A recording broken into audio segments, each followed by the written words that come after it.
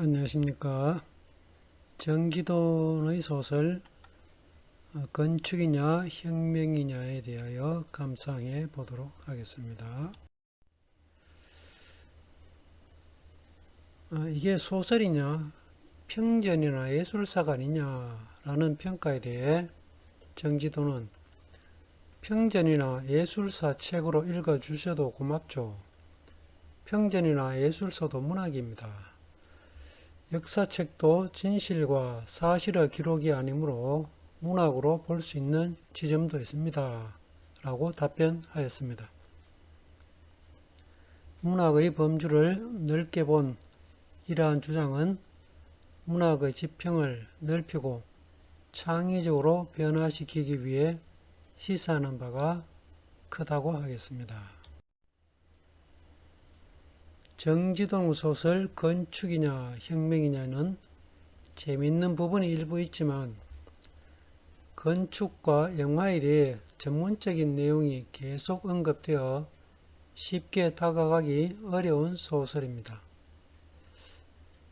이러한 특이한 작품도 있구나 하고 넘겨버릴 수 있습니다. 그런데 이 작품에 대해 자료도 찾아보면서 연구하는 자세로 읽으면 생각을 달리하게 됩니다.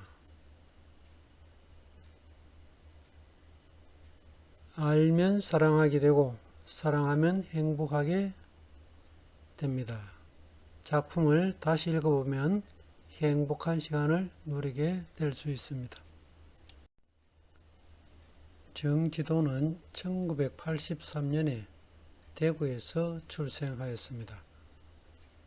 2013년에 눈먼 부엉이로 문단에 등단하여 2015년에 건축이냐 혁명이냐라는 작품으로 문학동네 주간 제6회 젊은 작가상 대상을 수상하였습니다.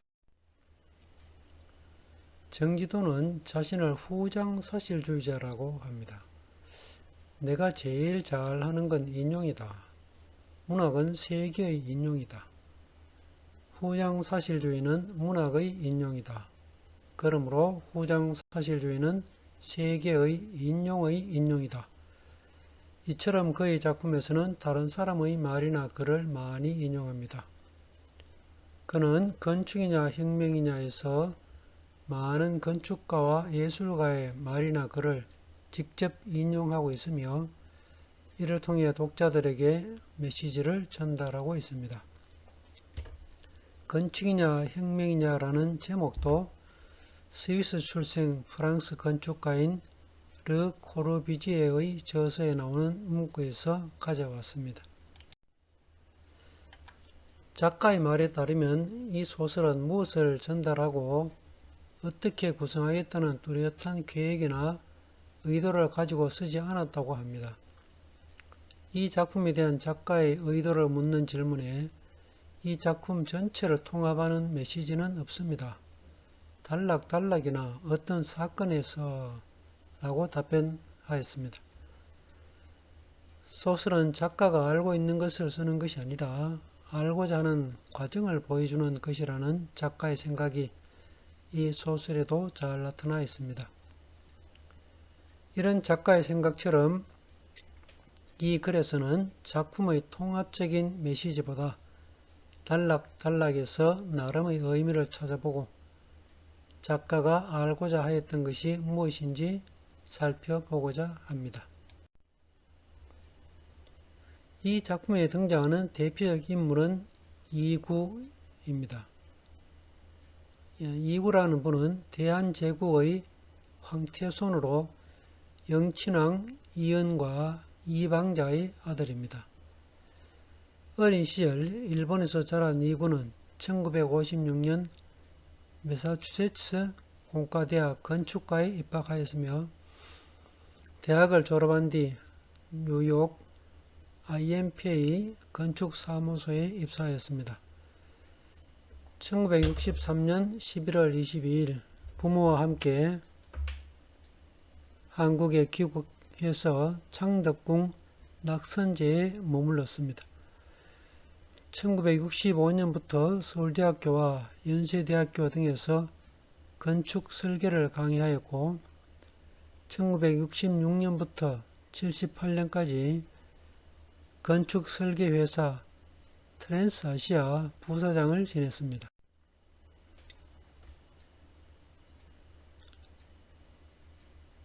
소설 내용을 일부 소개해 보겠습니다. 이구는 누구에게도 딜런 토마스와 버로스, 헨리 밀러를 읽는다는 이야기를 하지 않는다. 그는 셰익스피어나 마크 트웨인, 너세니엘 호손을 읽는다고 했고 시를 쓴다며 친구들에게 하이쿠를 읊어주기도 했다. 18편의 시와 정키, 북회기서는 그의 침대 밑에 숨겨져 있었고 욕실 찬장에 숨겨져 있었다. 소설 첫 단락에서 이구에 대해 이렇게 소개하고 있습니다. 이구가 좋아했던 이들은 술이나 마약을 남용하고 대담한 성적 묘사를 하는 작가들이었습니다. 속으로는 자유분방하고 격정적인 것에 끌리지만 이를 숨기고 겉으로는 세상 사람들이 모두 인정하는 모범적인 삶의 자세를 보여주고 있는 것입니다. 나를 비롯해 많은 사람들이 이렇게 이중적인 삶의 자세를 지니고 있을 것입니다.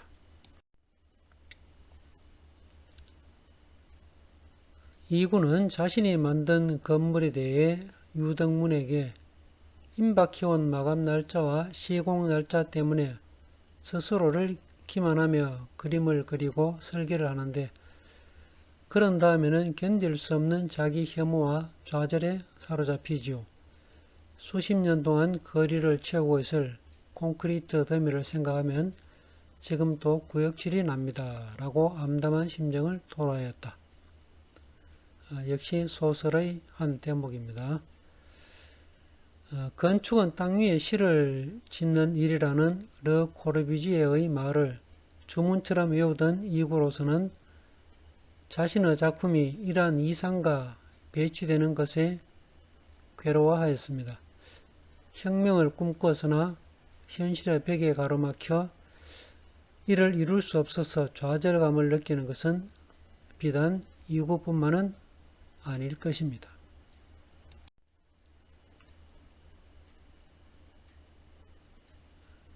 이 작품의 제목에도 혁명이라는 말이 들어있지만 작품 여러 곳에서 혁명에 대한 언급이 나타납니다. 영국의 전위적 디자인 그룹인 아키그램의 피터 쿡은 혁명의 가장 필수적 요소는 재미인데 이 사실을 망각한 모더니스트들이 세상을 망쳤다고 하였다. 르 코르비지에는 개새끼라고 말했다. 소설의 한 구절입니다. 혁명적인 건축가 르 코르비지에도 비판의 대상이 되고 있습니다. 이렇게 이 작품에서는 우상을 거부하고 있음을 알 수 있습니다. 도시를 타락과 범죄로부터 구원해낸 모더니즘 건축의 대표작으로 칭송받았던 야마사키 미노루의 건축물 프로이트 아이고가 슬럼의 중심이 되고 결국 폭파되는 것에서 혁명적 정신의 산물도 시대의 흐름에 따라 또 다른 혁명의 대상이 된다는 것을 이 소설에서는 보여주고 있습니다. 이구의 지인 마르크 프티장은 68혁명 이후 섹스가 쉬워졌다. 예술가들은 무엇에 집중해야 하는지 금방 눈치챘다. 바로 섹스다. 라고 말하고 있다. 68혁명의 생활적 의미를 섹스에서 찾았다. 역시 소설의 한 내용입니다. 2020년부터 세계적으로 번진 코로나가 아시아권보다는 서구권에서 더 많은 사람들에게 감염되었습니다. 그 원인은 하나가 서구인들의 자유분방한 섹스에 있지 않을까 그런 생각도 떠오르게 하는 내용이라 할 수 있겠습니다. 소설 한 부분입니다. 나는 이불이라는 미술가가 이구의 삶에 영감을 받아 작품을 제작했다고 말했다.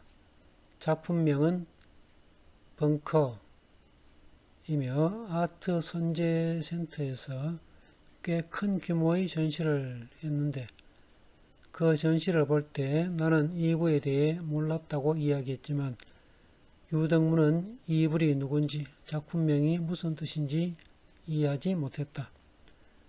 그는 부군당을 와우산 자락으로 옮긴 것은 여기 있으면 한강도 보이고 밤섬도 보이기 때문이라고 말했다.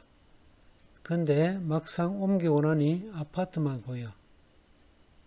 중간 좀 생략했습니다. 나는 공민항 사당은 문이 열려 있어 동네 주민들이 오가는데 부군당의 문은 왜 잠가 놓느냐고 물었다. 유덕문은 부군당은 왕이 아니라 신을 모시는 곳이라서 그렇다고 대답했다.